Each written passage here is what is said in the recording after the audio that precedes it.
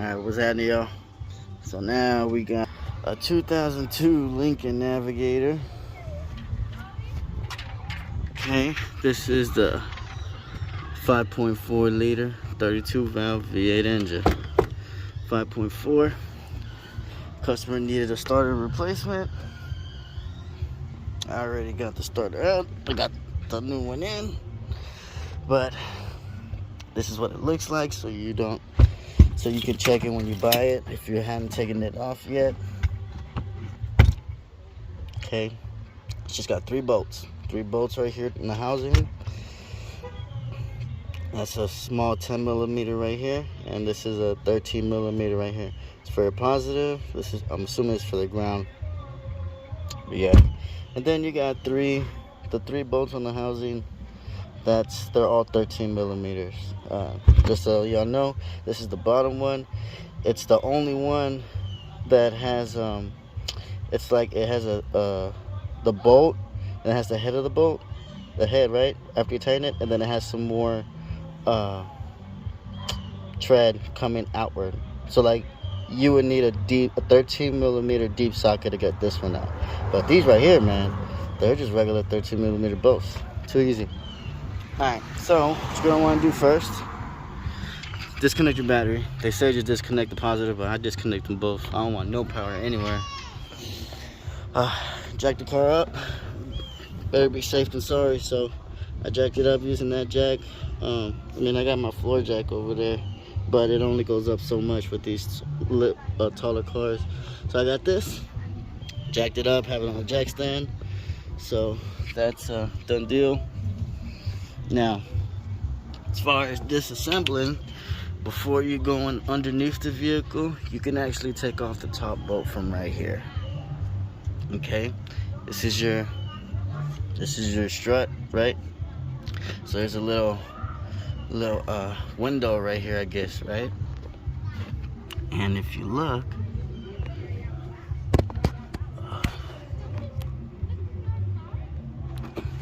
I think, okay, so like this is a strut. You got your little window right here. I use the impact to take it off. It's my 1/2 inch. But to put it on, I use my ratchet. But pretty much I got a 1/2 inch extensions going all the way to that top bolt. I don't know if, sorry for the poor quality. This is a Samsung S21 Plus, so don't get mad at me, get mad at them, because I even spent extra money on this phone than the other cheap phone, Walmart phones I used to have. And I'm still dealing with this fucking camera. Maybe it's just, oh, okay, boom. Yeah, it's just me. There's the top bolt. So you can get the impact. If not, you can use a ratchet, that's fine. But there's the top bolt. You want to go ahead and get that loosened up, or at least break in, loosened up before you go under the car, because then you're going to be going back and forth. And you might end up hitting your head on the frame. It's just, you know, whatever. But anyways, that's your top bolt. Let me get down here. Alrighty, and it's just right here. Like, here's the wheel stuff. There's suspension. Here's your frame, and then right under this frame, boom.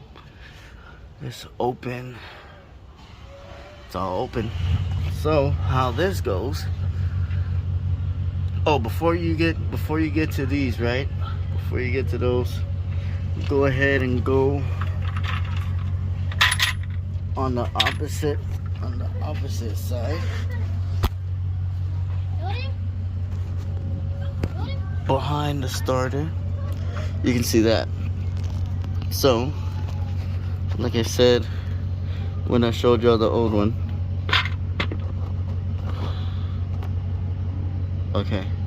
So there's so right here, this is the 10 millimeter nut that holds the ground, I'm assuming, or pretty sure that's the ground. That's the ground.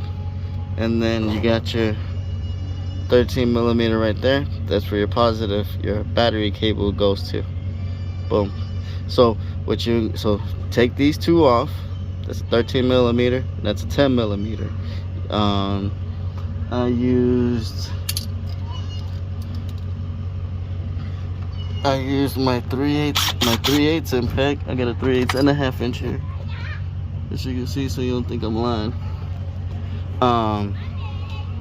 But yeah, go ahead but you can also use something like this. 10mm. I also got a 13mm ratchet. This is a 1/4 inch because you need that space to get in there. But either way, whichever way you do it, I mean, does the same thing. Here's your bottom bolt. This is actually what I was telling you about. So this is the bottom bolt. You got some tread going in here into the housing, but it also has this coming out right here. Why? I don't know. Oh, this phone, bro. Okay. Why? I don't know, but you're going to need a deep 13mm.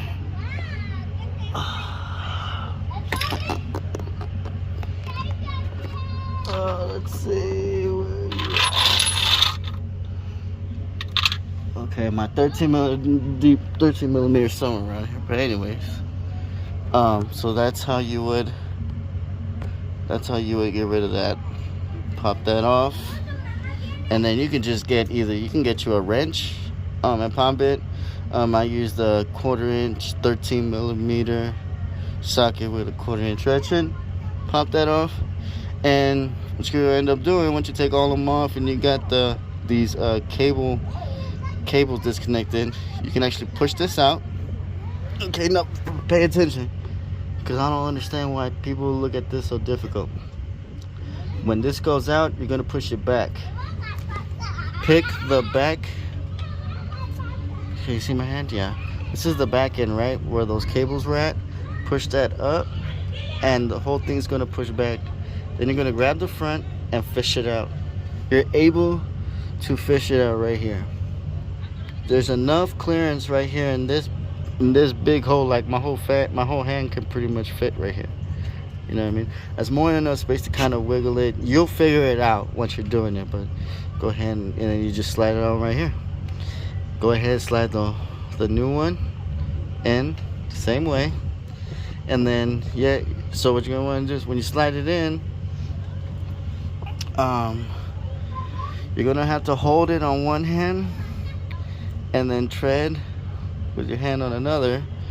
What I found helpful was I had my left hand holding the starter right here, and my right arm, I was able to fit it over this frame and pretty much like get my ratchet to put this on in.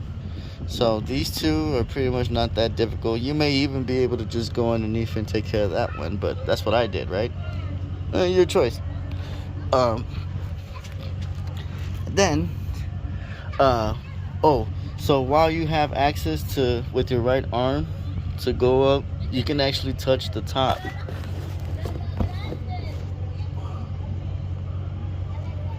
See where that ratchet and that socket's at? That socket right there is actually, that socket right there is actually where that bolt is. So like before I even get that socket on there, you can actually go with your hand. You can actually go with your hand. You know, start as much as you can with your hand. While you're doing that, you're gonna want to try to like press the starter up to kind of make it easier to tread it, because if you have it, instead of it being straight, if it's tilted and you're trying to tread it, it's gonna be real hard.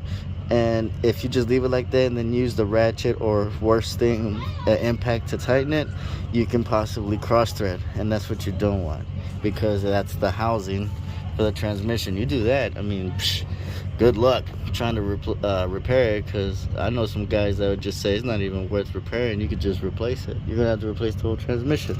There's a lot of times where people would just, you know, repair the tread.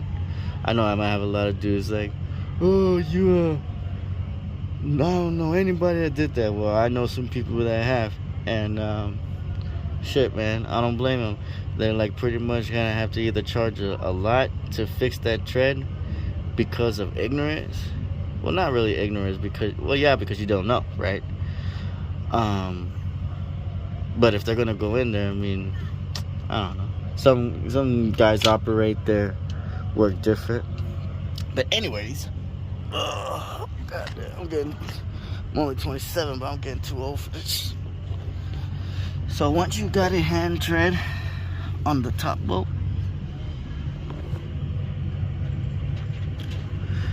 I got a 13 millimeter deep with a swivel adapter, swivel socket, whatever you want to call it, and then just run as much extensions as you want all the way to your room. You go ahead and hand do it. There you go. Go ahead and tighten with your hand first as much as you can. I mean, don't get discouraged or intimidated. It might piss you off at first, but you'll understand. When you're finished, you'll get it. But doing it with your hand first and then come out here and then, you know, until you got it. Then give it you could torque it, but I mean, if you're doing this yourself, if you want to be doing this to save money, I'm pretty sure you're not gonna go out and spend, you know, $100, $200, even $300 for a torque wrench, right? So you're gonna grab this and just give it, you know, some nice, you know what I'm saying? Like, just real hard. Do that for all 3 of those bolts.